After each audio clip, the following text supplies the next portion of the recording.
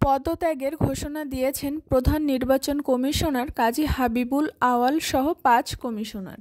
বৃহস্পতিবার দুপুর ১২টায় সংবাদ সম্মেলনে প্রধান নির্বাচন কমিশনার কাজী হাবিবুল কমিশন পদত্যাগ করেন। কমিশনের অন্য ৪ সদস্য হলেন অবসরপ্রাপ্ত ব্রিগেডিয়ার জেনারেল আহসান হাবিব খান, অবসরপ্রাপ্ত জেলা ও দায়রা জজ রাশেদা সুলতানা, অবসরপ্রাপ্ত জ্যেষ্ঠ সচিব মোহাম্মদ আলমগীর ও আনিসুর রহমান। এ সময় নির্বাচন ভবনের বাইরে একদল লোক বিক্ষোভ দেখান। তারা হাবিবুল আওয়ালের নেতৃত্বাধীন নির্বাচন কমিশনের বিরুদ্ধে নানা স্লোগান দেন। সংবাদ সম্মেলন শেষে ইসি সদস্যরা রাষ্ট্রপতির সঙ্গে দেখা করতে যাবেন বলেও জানা যায়।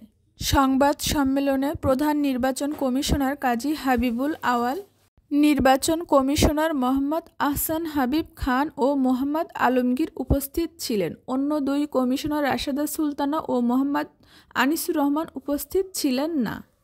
২০২২ সালের ২৭ ফেব্রুয়ারি দেশে ১৩তম সিইসি হিসেবে নিয়োগ পান সাবেক আমলা কাজী হাবিবুল আওয়াল। এই কমিশনের অধীনে গত ৭ জানুয়ারি দ্বাদশ সংসদ নির্বাচন হয়। এছাড়া এই কমিশনের অধীনে স্থানীয় সরকারের বিভিন্ন নির্বাচন ও উপনির্বাচন হয়। এর আগে গত ৫ আগস্ট ছাত্র জনতার গণ অভ্যর্থনের মুখে শেখ হাসিনা সরকার পতনের ঠিক ১ মাস পর নির্বাচন কমিশনাররা পদত্যাগ করলেন।